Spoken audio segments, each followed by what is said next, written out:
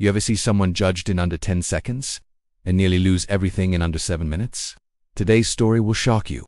A man walks into a business lobby for a routine meeting, calm, focused, fully authorized. But one assumption, one bias, triggers a chain of events that puts his career, his dignity, and even his life on the line. What happens next exposes a truth most people never want to admit. This is the real story of Special Agent Julian McCall and the 7 minutes that changed everything. Brace yourself. You're about to witness how a single misunderstanding can explode into a life-altering moment, especially when bias walks in before facts do.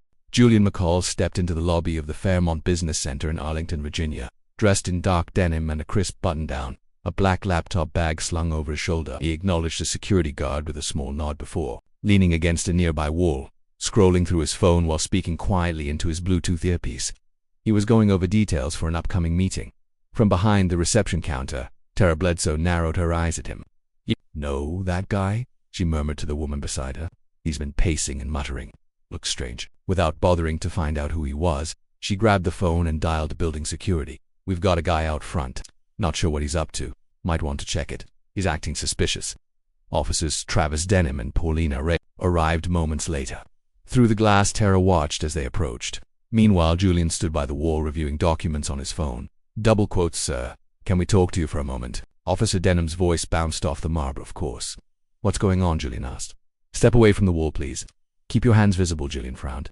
"I'm here for a meeting with the Bureau." "Which Bureau?" Denham asked. "FBI." Denham lifted an eyebrow. "Do you have ID?" "Yes," Julian replied evenly, reaching for his bag. "Let me grab it, sir." "Don't reach." Julian froze mid-motion. "I just told you I'm going for my credentials." Ray is moved in. "Set the bag down, please, and open it slowly." Julian crouched, easing the zipper open with deliberate care. "The badge is in the side pocket. You can take it out if that's easier, sir." "Sit on the floor. Hands where we can see them," Denham ordered. Louder this time. Julian lowered himself onto the cold tile, palms flat on the ground. "Are you carrying a weapon?" Denham asked.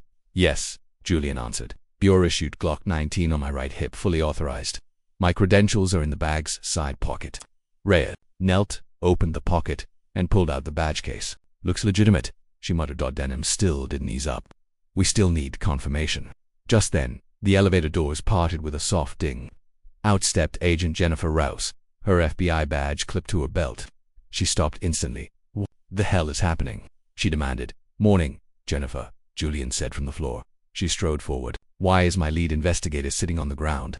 "Ma'am, we got a call about a suspicious individual," Denham explained.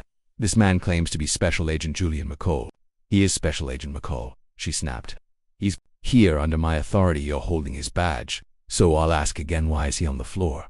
Did he resist? No. Did he threaten anyone? No. So your response to seeing a black man in a lobby with a Bluetooth was to force him to the ground." Julian rose slowly. 7 minutes, he said. "That's how long I sat there while they watched me like I was about to blow up the building." Jennifer turned to the officers. "He's been with the Bureau 12 years. If you ran his name, you'd find more commendations than some agents get in 20. Tara stepped forward awkwardly. "I just wasn't sure. I didn't want to risk it." Julian finally looked at her. "You know what's ironic? I was standing right beside the directory. You could have just asked my name." Jennifer moved toward Denham before I walked in. Agent McCall was reviewing a personnel file. An officer who applied for a transfer to the behavioral analysis unit. That file hit his desk this morning, and unless I'm mistaken, the name on it was Travis Denham. Silence dropped heavy over the lobby. "You applied?" Jennifer asked. "Julian flagged your file for an interview. He thought he had potential. You were 10 minutes away from making your first impression with the Bureau, and instead, we're here." Julian's voice stayed level.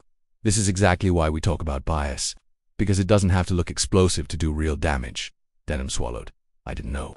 "That's the issue," Jennifer replied. "You didn't want to know. You saw what you assumed." As the group prepared to leave, Julian looked back. "Remember something? The only difference between us in this lobby was that I knew who I was." Before the doors closed, he spoke once, more quiet enough that they had to strain to hear. 7 minutes. That's all it took to nearly wreck a career, maybe end a life.